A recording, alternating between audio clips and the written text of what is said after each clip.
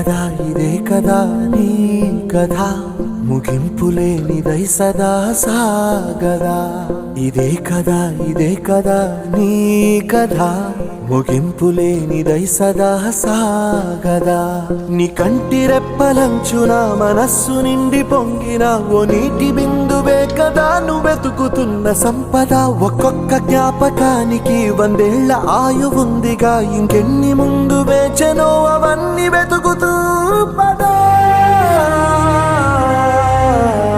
మనుష్యులందు నీ కథ మహర్షిలాగా సాగదా మనుష్యులందు నీ కథ మహర్షిలాగా సాగదా